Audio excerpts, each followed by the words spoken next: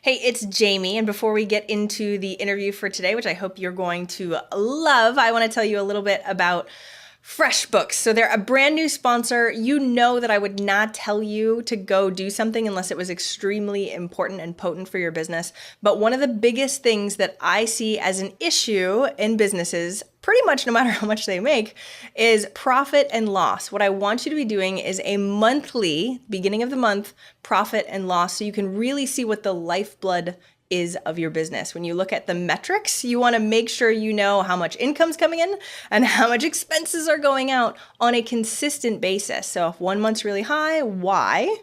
1 month's really low, why? It's actually one of the first things that I ask my clients for the last 6 months, potentially a year, of their profit and loss. So if you haven't been doing that yet, FreshBooks makes it super easy. You can actually sign up for a free trial with them. If you go to freshbooks.com/EM, you'll get 1 month for free, and put in Eventual Millionaire on the how did you hear about us, so that way they know you came from me. But please, please, please set up a system so that every single month you have a profit and loss statement coming to you as a report, and actually look at it, and it will change your business. I hope you have a fantastic time listening to this interview, and let me know if you need anything at all.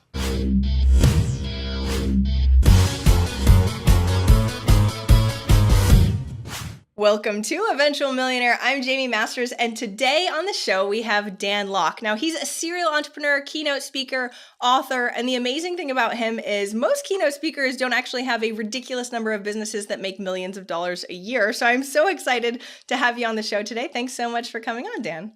Jamie, thank you for having me. I'm excited and look forward to share my story with your audience. Heck yes. And we were talking about beforehand a little bit more in detail about what we're going to talk about today.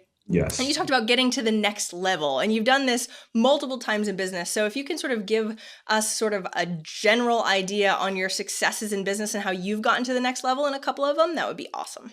Yeah, definitely. And I mean, if I would go back in the beginning, how I kind of got into business, I got into business kind of by accident. Money never motivated me that much. I got into business out of necessity because at the time when I first immigrated to North America, my mom and dad, I was 14 years old, couldn't speak a word of English. Really? Didn't know anybody. And my mom and dad got divorced when I was 16 years old. And then, so I was the only child in my family. And then my father went bankrupt in Hong Kong and he lost millions of dollars. Not his fault. His business partner basically took the money and disappeared and left him with millions of dollars in debt, I'm talking about. And dad just wiped him out and he couldn't support us anymore. So I was kind of the only child in the family. I had to man up and grow up to be a man, stop being a boy, just to take care of my mom. And I know I couldn't take care of my mom working at a minimum wage job. And I was talking with different people and there was one particular mentor that I talked to. He said, Dan, you're not very good looking, so acting is out. You're not very athletic, so sport is out. You're not tall, and you're not very smart, so business is the way to go. I love that. You should be a businessman because you can surround yourself with smart people smarter than you. I said, okay, there we go. That's what I'm going to be, a businessman. And I kind of got pushed into business by accident, and I wasn't particularly good at it because I started my first business when I was in high school, and then I failed at 13 businesses, Jimmy, before having my first success. Really? I tried that makes vending everybody machine. feel better. Good. Tell us more. I tried vending machine. I tried, network marketing. I tried, fixing computer for people. I tried mowing lawns for my neighborhood. I mean, I tried all kinds of businesses. So it's funny because nowadays people say, "Oh, Dan, you nowadays you have the Midas touch. Everything you touch turns to gold." And I always say you should see me when I was young. Everything I touched turns into it's like it would be if I was to buy a stock, it would go down.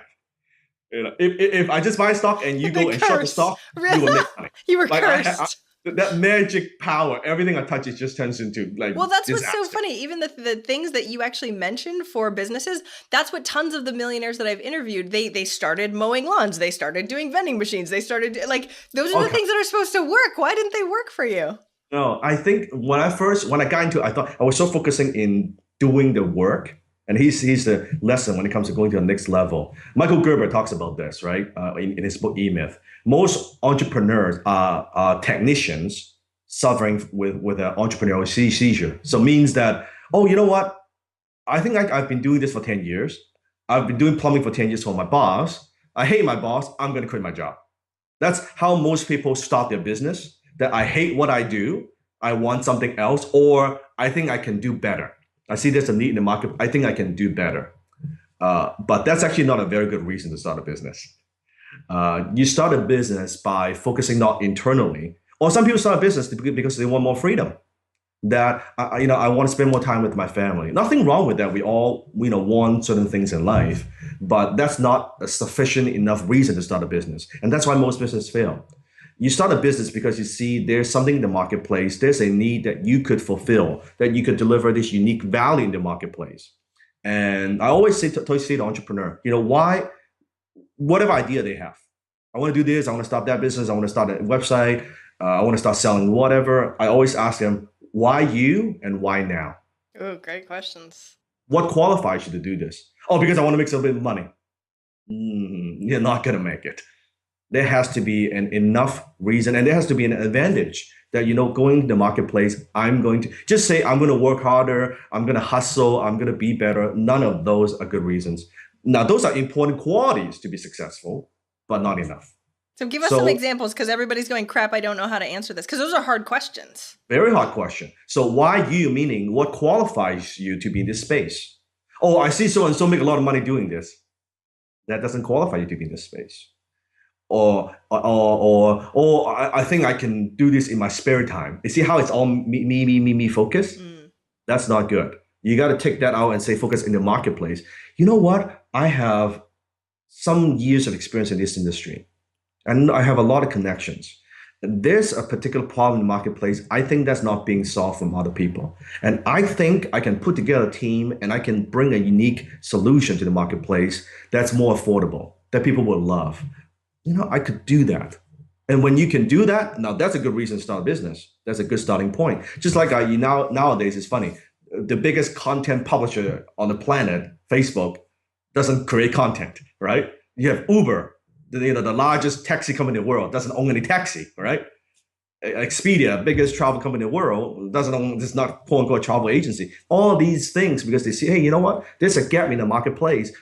I don't need to own anything. I can put together a platform. I can be the middleman, and bam, there you go. Massive, massive company. So people need to think in terms of that, number one, and then also their capabilities. I always say, Jamie, how people talk about follow your passion. And the problem with just following your passion is, I'll give you an example. I have a friend of mine who is a sales trainer, international sales trainer, quite well known. And one time we're having this conversation about following your passion.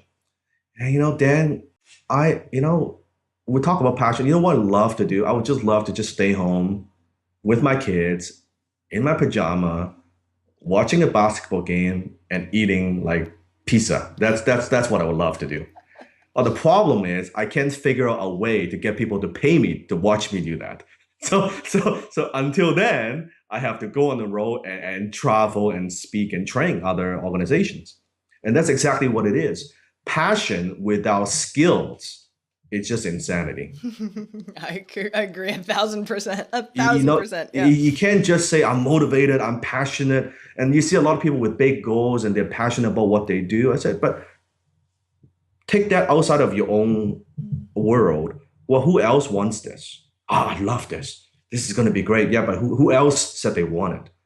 I don't know, but everybody would want this. That's not good enough. What, people don't want to watch me watch TV? I mean, that sounds awesome. Right? It wouldn't be, we turn on the webcam and watch TV and then we start, this is PayPaling us. Wouldn't that be exactly. That's what happens. You go, that's digital, that's internet marketing, right? It's just, there we go. Money comes in when I sit. And then people, I think, go through different phases. The first phase is what I call the personal development phase. That they go through, they watch the Tony Robbins, they watch the Brian Tracy, the Zig Ziglar, Think and Grow Rich. That personal development stage. Now, notice I said it's a phase. It's a very important phase. You get your head screwed on straight, setting goals, developing good habits, all time management, all these things. But that's not enough. Once you go through that phase, I went through that phase as what I call success junkie. And then from there, now you got to go through what I call the business acumen phase. Now I'm motivated, I'm passionate, I've got some good habits, I work hard. That's good. Now let's develop some skill sets, sales, marketing, negotiation, strategies, all these things. From there, now with your skill set and your mindset combined, you can hit then go to the next level. Then you got to go to that next level, which is, now you have your mindset, you have your skill set. Now you need what I call insider knowledge. In every single industry, there's what I call insider knowledge. Now, I'm not talking about like insider knowledge as, oh, is this some like confidential information, some secrets? I'm not talking about that. I'm talking about in every industry, there are 2 or 3 or 5 factors that makes that business work. And you got to find out what those things are. You got to kind of pull those lever that, let's say in terms of internet marketing, I mean, Jimmy is, what everything it boils down. Yeah, you can talk about Facebook, Twitter, social media, Instagram, Periscope, Snapchat, all these things you could do. But really what it boils down to when it comes to internet marketing and traffic and conversion, period. Yes. So you so if we master traffic, let's say I'm very good with SEO. I'm not good with anything else, but I'm damn good at SEO. I can drive traffic to my site. And then if I'm good with conversion, I have an offer, I make money. It's that simple. Everything boils down to that. That's few critical success factors, what I call critical success factors.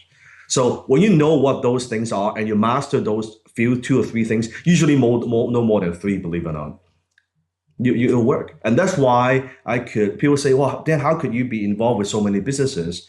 Yeah, they do different things, but at the end of the day, you're selling to people, you're serving a market, you're serving a group of people, and then there are only 2 or 3 things. If I can figure those out before I run out of cash, that's the key. You got to figure that out before you run out of cash.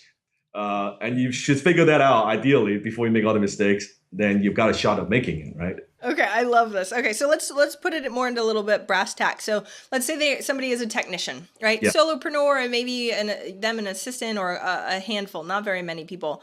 Yeah. But like you were saying before, like they feel kind of stuck. They're working sort of in the business, not on the business, and they know what they need to do. But they don't have enough time. I mean, it's the classic example of people that are like, I'm working so hard for not as much money as I think I'm capable of. What do you give them for those steps? Is it going, okay, I need insider information? Is it focus? Like you started going over quite a few pieces. Give me some step-by-step on what they should do first and second and third. Very good, awesome. Very good. Very simple. I teach this to all my mentees, all my students. It's what I call the wealth triangle. There are 3 steps. Wealth triangle. Think in terms of like a triangle. There are 3 corners, right, Jamie? So the first step for anybody in business, it's what I call high income skill. High income skill. Now, the way I define high income skill is a skill set that has the potential to make you at least $100,000 a year. Okay. That's the first step. Now, that could be a number of things. When I was getting started, my first high income skill was copywriting. I was writing ads for people, and my first mentor, Alan Jacks, told me under his wing. I worked with him for 1 year, for next to nothing, basically volunteer for a year. But he taught me that skill, the high income skill. And then in my early 20s, I was making 6-figure or $10,000 a month as a copywriter, working with other business owners. So that's the first step, high income skill. And then the second step, it's what I call scalable business. Scalable business. Now, it could be an internet business, it could be affiliate marketing, could not Amazon, really doesn't really matter what it is. But scalable means that you can scale the business without a whole lot of infrastructure, without a lot of people. Okay. And then you have what I call high return investments. High return investments. I define high return investment as investments that would give you at least a 10% return year in and year out. Okay. Year in and year out. And here's why it's so important. You think in terms of this triangle, 1, 2, and 3. The problem with most people, let's talk about high income skill. Wouldn't you agree for most people, if they are making, let's say $10,000 a month, they're pretty comfortable. Like they're not desperate. You're paying the bills, you've got your place to live, you got shelter and then food and car, right? Transportation. I mean, you are okay. You're okay. The problem is most people, they try to start a scalable business without a high income skill. Interesting. Okay. So what you notice is high income skill gives you cash so that you have that peace of mind if you're paying the bills. Yep. Your business gives you cash flow. It gives you cash flow that you could grow, you can scale, something you can fall back on. And then your high return investment builds your net worth. So in my case, it would be real estate. But there are many different type of investments, but I like real estate. Builds my net worth. So you can, in terms of both those three. So you make Okay. cash with your skills. You start a business. If you start a business without high income skills, here's what happens. Most businesses, they only go out of business because they run out of cash. Period. Sometimes revenue, all that, but they run out of cash, they're done. Yep. But when you always have this skills you can fall back on, that's okay. You know what? Maybe I start a business, you think it will make money in 3 months. What if it takes you a year? What if it takes you 2 years? It's about surviving power. But when you have high income skills, just like my businesses, all these years, businesses have ups and downs. You know that, Jamie, right? Yep. Doesn't matter how good you are. There are ups and downs. Yes. Okay. Some year good, some month you're not so good. Well, then you don't have to ride this roller coaster because you always fall back on your high income skills. Over the years, with my skills, example, like say my copywriting, my consulting, speaking, those are my skills. Those are not businesses. Those are my skill sets, right? I mean, since I've developed these skill sets, even in my mid 2020s to now I'm 34, not a single year goes by I earn less than $1 million from my skill sets.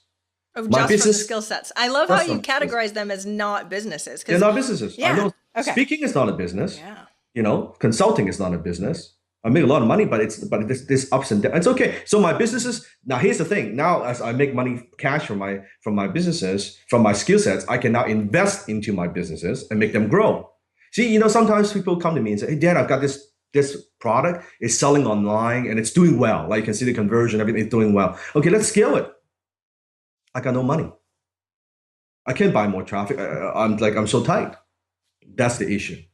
Okay, good. So let's dive deeper into that piece, and then I want to dive deeper into the next piece too, because I feel like a lot of people listening are in that spot. So a lot of them are in they know what their high skill set is, they're working on that, but they're considering it their business, right? Yeah. And they're like, not, which now they know is not. Exactly, which is what I love, that distinction. So they're considering it their business and they're going, okay, but it's a lead in marketing and I just need more. So first I need to stabilize my skill set. Because if what you did in general, if you can do $1 million in consulting and speaking and whatever, they should be able to do 100, 200, 300,000 with whatever their skill set is. So how do we transition them from that to actually making enough to have cash flow to start the scalable side? Yeah, so if you don't have so what happens is if you're making 10,000 a month, if someone comes to me and say, Dan, I'm making 10,000 a month with my skill set. I'm as a social media director, as a Facebook person, as an SEO whatever person. That's okay because it tells me a couple of things. You're delivering value to the marketplace, and you probably have pretty good work ethics, and you are also probably decent with people's skills. It tells me a lot of things because less than 6% of the population makes over $100,000 a year. Yeah. When you're making $100K a year, that's the top 6%, right there, right? And then I'm not saying, stop at $100K. Well, make enough. You keep adding value as you're honing your skills, you're delivering. You will see opportunity. That's what I did, right? I was a copywriter, then I transitioned into more a marketer, and then marketing consulting. And then from there, I said, I have clients coming to me selling on the internet. Maybe I could do internet too. I took all those skill sets that I have and I went online. And people say, when I went online, I have to say the timing was good, but also my skill sets, I'm ready. I mean, I know copywriting, I understand marketing. When I learned into the marketing, it's easy. I said, remember back then, long sales letter and all those headline and those? Yeah, when I put those, selling stuff on eBay, selling stuff on ClickBank, bam, bam, bam. Affiliate marketing, wow, it's easy because I already have the skill sets. Versus people jump into the marketing. Well, do you understand like Facebook or traffic? No. Do you know copywriting? No. Do you understand marketing strategies? No. Do you know what is irresistible offer? No. How long does that take for somebody too? Because they're going, okay, I feel like I've got some skill set, but how do they know they really have refined that skill set enough to move on to the scalable business? It's so easy. Okay. Because the marketplace will tell you. Okay. How do I know? Like, give me metrics or give me like, how does the marketplace tell you? If you say, I'm so good at this, whatever, let's say SEO. Dan, I've been spending a year learning about search engine optimization. I'm so good at it. Are people paying you for it? No. And happy at the end, right? Yeah, Yeah, exactly. right. Are people willing to pay you? Oh no, they only pay me $500 a month. Then maybe it's your people skill. I was gonna say, is that because their marketing and sales skills suck, or is that because their skill set sucks? Do you know what I mean? It could be a combination of both. So let's say if they could deliver the work, but maybe they're not good at communicating the value. So that I'm worth $1,000 a month as an SEO person, but I don't know how to communicate that. Well, we got to work on that communication skill. It's getting super honest with what you're good at and what you're not good at, for sure. Yeah. So Okay. you just look at the results, right? So then that's why business is kind of the ultimate, school of learning. Heck yeah. Because you face a bullshit every day. You can't say, I'm so good at this and I'm so talented. Is the marketplace rewarding you for it? Yep. How much value do you leave in the marketplace? That's it. Like it's like people, I'm so good with money. Well, show me your bank account. It's like I'm so into health and fitness. Well, where's your six pack? Exactly. It's the results. Same. Exactly. It's results. Results is more than anything else. So that is what, again, it goes back. We're not in only the world. We're like, you know what? What's going on? And then you get the feedback from the marketplace. Until you get there, here's what's very interesting. Over the years, and I've mentored a lot of entrepreneurs over the years. What I noticed, there's something about the human being psyche. I don't know what it is. There's something about the human psyche. When someone goes over the 10,000 a month mark, I don't know what it is. Yes. When they go over the 10,000 a month mark, they suddenly become a different person. See, okay, I'm so excited you said that because I have a whole webinar on getting to 10K because I feel like that's sort of the tipping point before someone goes, oh, I know what I'm doing a little bit. Okay, continue. I'm sorry to interrupt, but I'm excited. It is. Suddenly they have this tremendous confidence that, wow, like I can make 10K because they know on average, most people don't make anywhere near that. And then, well, I could do this. And somehow they have more confidence, they have more certainty maybe, but there's something to your mind that I could do more. And what's very funny is over the years, I've observed entrepreneurs, when they go over the 10K mark, it's very, very difficult for them to fall below that. I don't care how they do it. They've done it before. They're like, what they do. Even if, like, say, on some months they fall below that, naturally they do everything they could to get back to that level, 10,000 and above. Now the trick is, how do you go from 10,000 more to 50K to 100K? Okay, let's talk about this because this is what everybody cares about too. Okay. So when you say hitting that 10K, you have your skill set, you're delivering value to the marketplace, and we're going to keep honing that. So one of my goals and one of your goals should be every year you want to increase your earning ability. So every year you want to, you know what? Last year I made 100K with my high income skill. This year I want to make 110K, 120K. It increased every single year. See, that forces you to learn. That forces you to go to events, online courses, invest in yourself. This continuous improvement. Take that money. Now, don't blow the money. This is a mistake I made when I was young. I mean, think 20 something, I was making 10K a month. I felt like I was a millionaire, right? Yeah, I felt that too. I was like 22 going like, oh, like, woo, right? Yeah, that's party. And I was partying, I was blowing money. It was stupid, right? Don't do that. Still keep your expenses in check and put some money aside, and then now you save some money. Because now you can take that money, now you can go into your scalable business. Pick something on let's say I'm biased because I like the internet, but it doesn't have to be internet. But pick a business that's scalable, then you put money into it.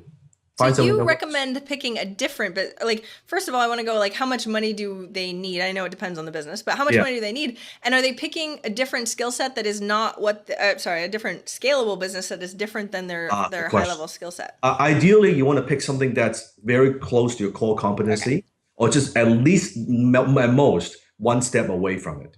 So let's say I'm very good with SEO, going back to, well, I'm probably going to start an internet business that would rely on, let's say an e-commerce business, that would rely heavily on organic traffic, because I'm already good with SEO. You see how if you do that, your success rate is much, much higher versus, well, I'm very good with SEO, but I'm going to go buy a franchise. What? It doesn't make sense. Yeah. That's what I mean. So the way I do it, you can see it's very conservative. I don't like risk, Jamie. I don't like, people think of entrepreneurs. I hate risk. You asked me 10 years ago, I would tell you, Jamie, love a challenge. You asked me today, the last thing I want is a challenge. Give me something easy. Okay. How do I we don't, not? no, it's not easy. I'm not looking for like quick, easy, get rich Yes. quick, but business is tough enough. There's so many variables. There's so many unpredictable factors. Yeah. I don't want a challenge. I want to know, you know what? I'm going to play. It's like, let's say if I go into a boxing ring with Mike Tyson, You're I'm dead. not going to, I'm Yeah, not you're going to box dead. it. I'm going to take a gun and shoot the guy, right? Yeah. Why would I go into a ring and box Mike Tyson? It makes no sense. Yeah. Oh no, I'm very determined. I'm very motivated. Yes, I'm not gonna get. No, I'm gonna get my head knocked out. That's what's gonna happen, right? Valid So, point. so Yes. you go into a business knowing that I know this marketplace so well. I have my skill sets. I have an unfair advantage. I may have some context. I want to go in knowing I would screw it up 50%, 80% of the time. My business is gonna make it. That's what I look for. I don't want a challenge. No. How do you find that? So let's say, like I was saying, how much, especially because if you're dealing with your high skill set, and this is what I see with people just in general, the Yes. transition from working in your business and constantly busy Yes. to, because that's bringing in your money. So you kind of have to do that. And even if Yes. you're setting stuff aside, that transition Yes. is tough. I mean, just like Yes. having a day job and transitioning to a business, very tough. What do you suggest for that transition in general? So with that transition, as I said, take your skill set, something that you have, and maybe you can even do what I call as a entrepreneurship. Now there's a very popular term, or what I call chicken entrepreneur. Don't like mortgage your house and risk all your savings. I'm going to put everything on the line. That's not a good idea. Partner with somebody, work under somebody. It's perfectly fine. Let's say my mentees all the time, like I have 20 somewhat years old making 20, 30K a month because they're riding me like my brand, my credibility, like a surfboard, right? That's like I always joke about it because it took me a decade to build a reputation.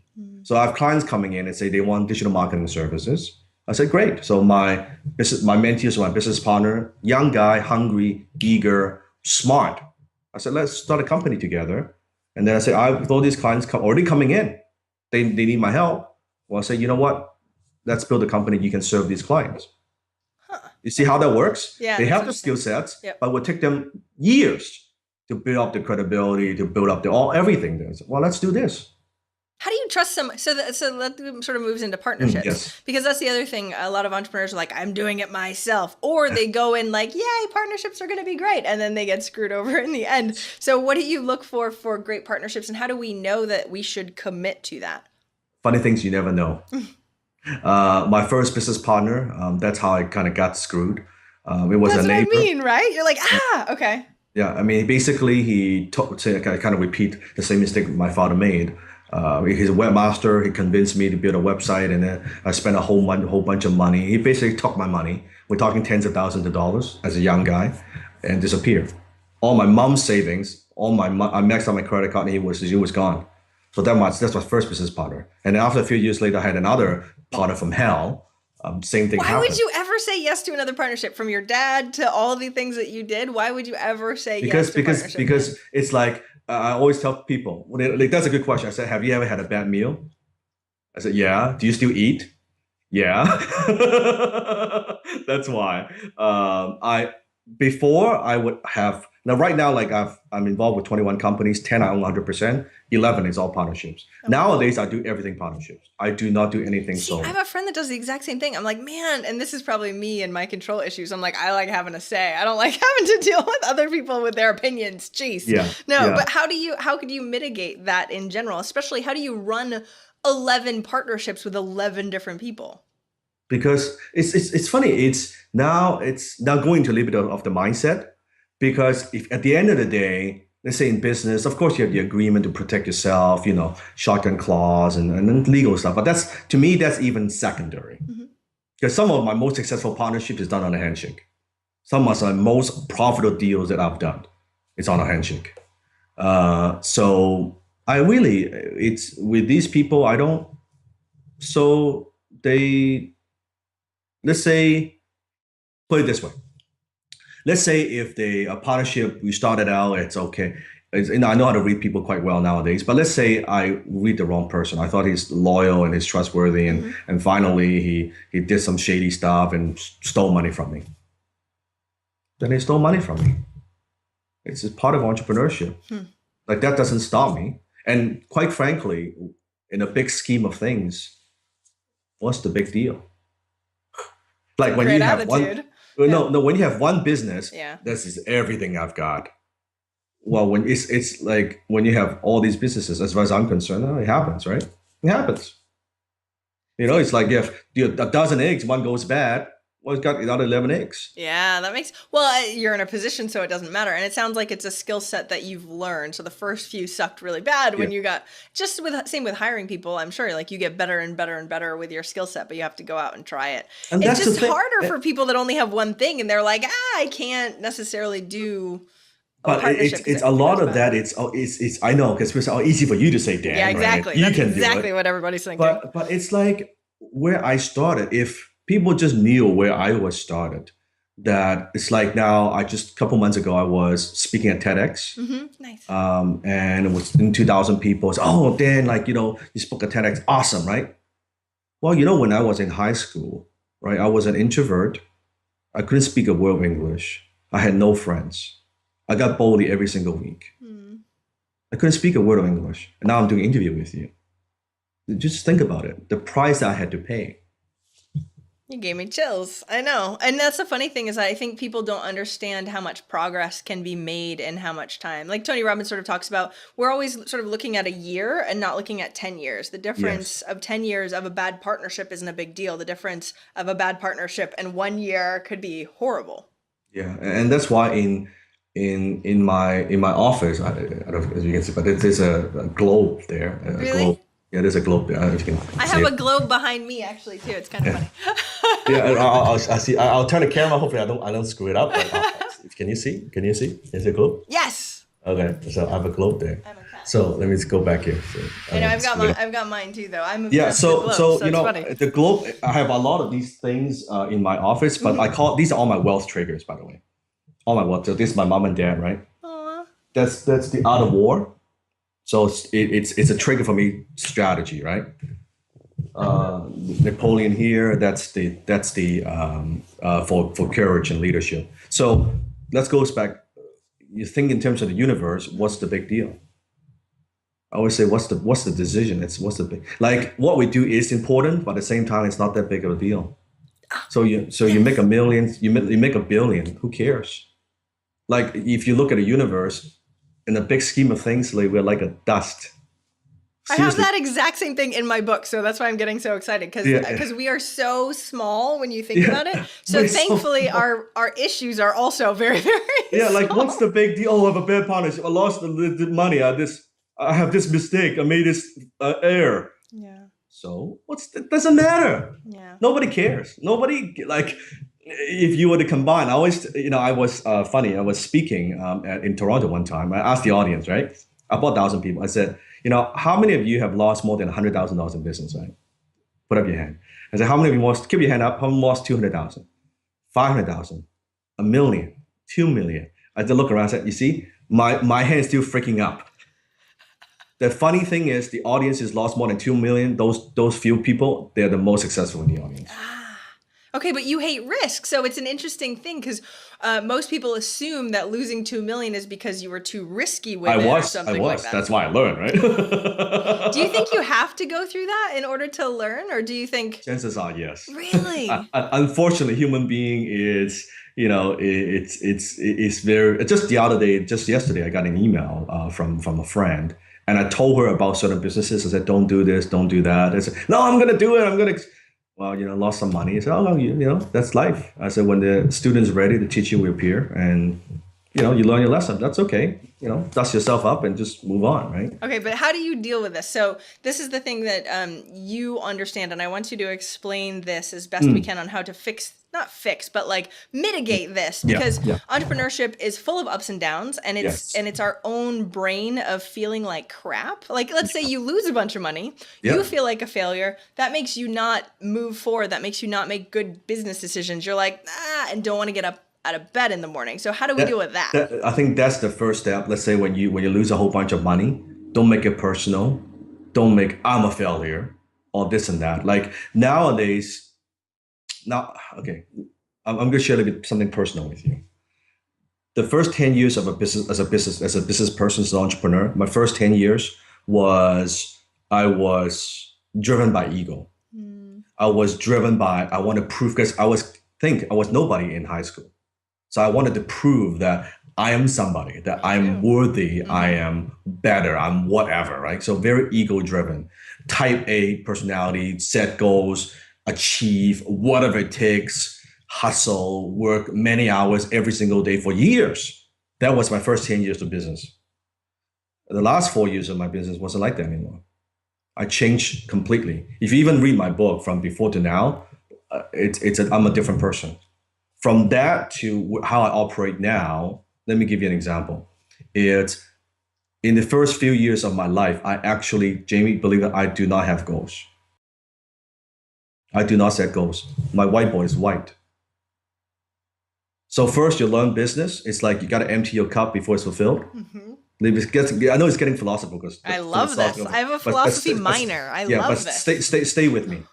So first, I learned this from actually from Bruce Lee. Hmm. First, you learn an art, and you master the martial art. Then you got to forget it. You got to let go of what you've learned. So to go to that next level, that's what you need to do. So I let go of the need to control the outcome. Before, if there's a deal that I want to close, oh my God, the guy is not getting back to me. Let me call him again. Let me call him 10 times. Let me call him 100 times. I would push, I would do whatever it takes. Now, he doesn't get back to me. He doesn't get back to me. Maybe it's not meant to happen. That's okay. So How did I you do my change? Yeah, tell us more on how that shift occurred. because in life, and this I got from my friend Peter Sage. We are very good friends, and I learned this from Peter. I'll give you a framework because this will make more sense. In life, we go through four stages. First stage is what he calls the life happens to me stage. That life just happens to me. I'm like kind of victim mentality. I have no control. It's the government. It's the lawyer. It's my neighbor. It's whatever, right? You're blaming everybody else, pointing fingers instead of focusing on yourself. That's life happens to me. Then second stage is that life happens by me. That's what where a lot of entrepreneurs operate in. Life happens by me. I make it happen. I'll slay the dragon. I'll push the mountain. I'll move whatever it takes, obstacles, whatever it takes. I'll make it happen. Right? Life happens by me. My two hands, my intelligence. But there's the other two stages because what happens? I've operated first 10 years as by me, and it's okay. Problem is, it's exhausting. It's exhausting. Then third stage is life happens through me. That life it just happens. So let's say let me give you a metaphor that let's say I'm going down. Let's say I'm on river river rafting and I'm going down the stream. I'm going down the river. We hit some obstacles. Instead of we're going to the right side. Oh no, we don't want to go to the right side. Oh, we don't go to the left side. We're gonna hit this. No, let's just kind of let it flow knowing that eventually you'll get to the bottom of the river. Hmm. That's what I talk about. You let go the need to control of the outcome. Because sometimes when you do your best, it still doesn't happen. Don't make it personal. Not that I'm bad, I'm not worthy, I'm not good enough. What's wrong with them? It's like, no, it's not meant to happen. What's the big deal? Something else. Maybe you'll come back. And sometimes it does come back, deal. So life happens through. So now I'm at this stage, what I call flow.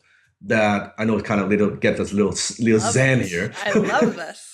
But it's actually for beginning entrepreneurs, they cannot understand how profound this is. But for established entrepreneurs, you will know what I'm talking about.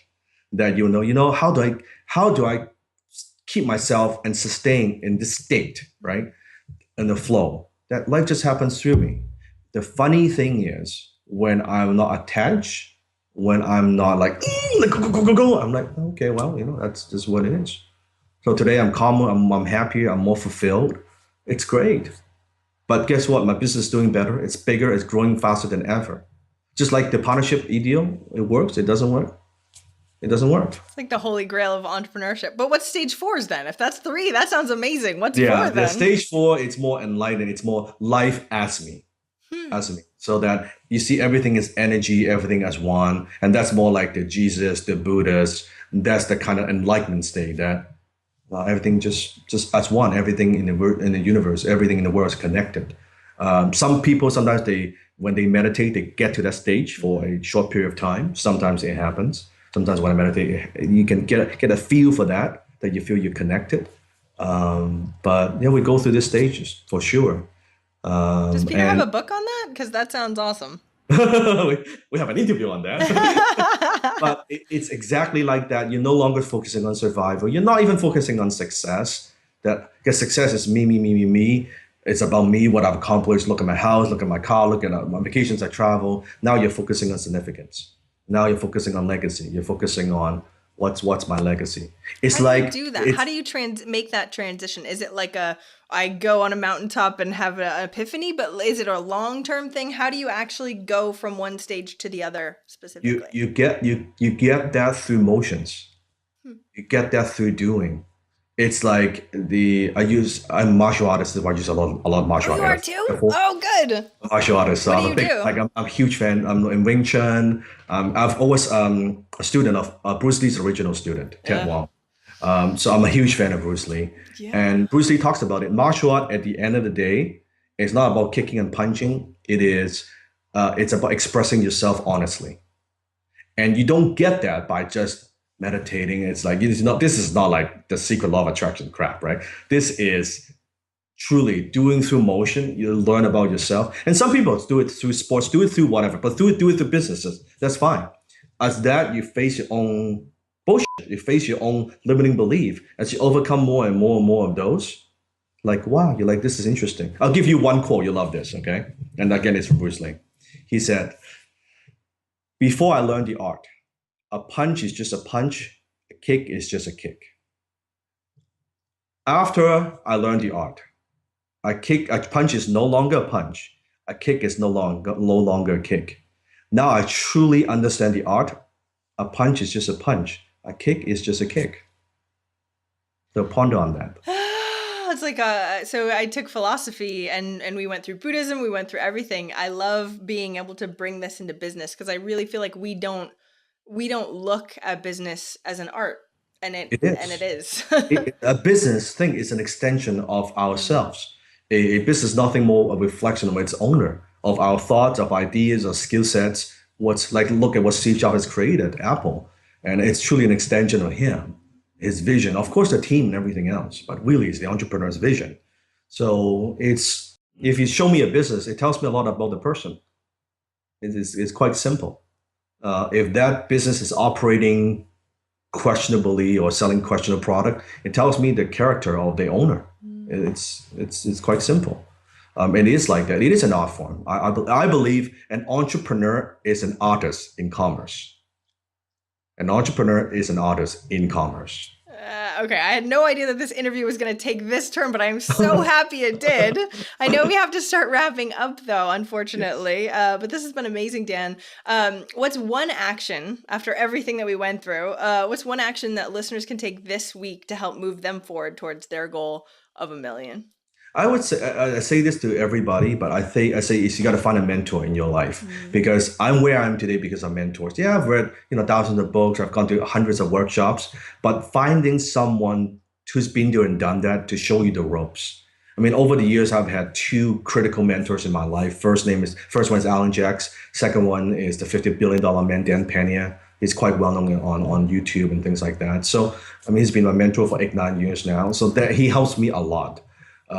And he's kind of extreme and outrageous and things like that. But I learn a lot from him, but also I learn from everybody else, and to learn that together. I think if I want to leave you with one thought is that the key to business success is avoiding bad assumptions.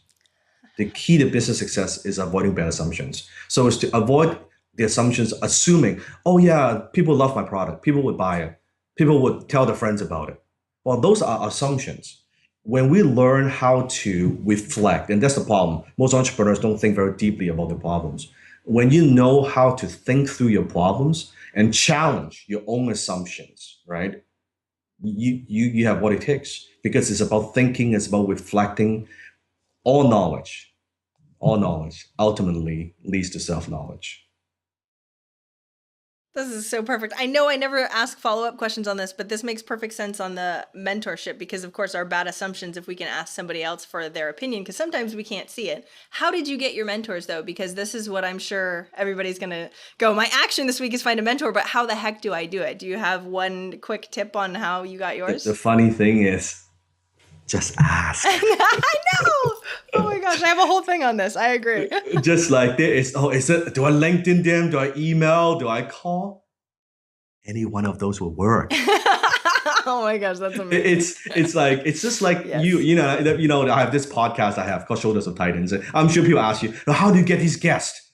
Nowadays, people approach you, of course, Jamie. Yes. But how do you get these guests? I said, would you like to know the secret? Yeah, tell me the secret.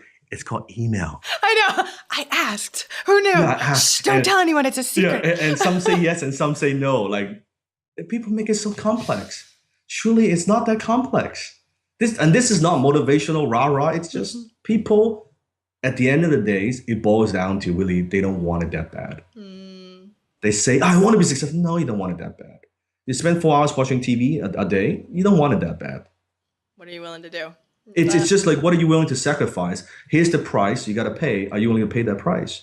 And they say this, they want that, I wish that. They don't want it that bad. In fact, I would say 90%, maybe 95% of people don't want it that bad. That's the issue. Self-reflection. You're hurting us because we're going, oh crap, you're right. Darn it. The king did. And it's not pleasant. I know it's not pleasant, but it's the truth. It's Willing true. to do what it takes. All right, so where can we find out more about you? I know you have a YouTube channel. Everybody wants more of your insight. So where can we find it? Yeah, I mean, nowadays, 99% of what I do is like all for free, right? So I have my YouTube channel. They can go to YouTube, just type in Dan Lok, and they go to my website, danlok.com. I have a podcast called shouldersoftitans.com. They can also listen to that for free. Nowadays, my mission now is to impact 1 million entrepreneurs worldwide. That's my life mission. So I have over 300 some videos on there. I produce videos every single week, and I just give that away. Amazing. Thank you so much for coming on the show today, Dan. I really, really appreciate it. It was a lot of fun. It's from business, spiritual. It was awesome. I know. Martial arts, we can talk about everything. We're going to have to do this again. Let me know if you're ever in Austin for sure. You got it, of course. If you're ever in Vancouver, let me know, please. I hope you enjoyed that interview. And if you want more like it, go to eventualmillionaire.com. If you click on the millionaire case studies, you will see over 200 millionaire interviews. I don't want you to get overwhelmed, of course, but I do want you to pick the one that might make the biggest difference in your business today. So what's something you're struggling with, and take a look and see if one of those could specifically help you. Don't just take information for information's sake. I want you to be able to take the information, have it applicable to you right now. You use it, you take action, you see results, you come back and go, Jamie, that was amazing. That's what I want. So go check out eventualmillionaire.com and click on the millionaire case studies. Thanks.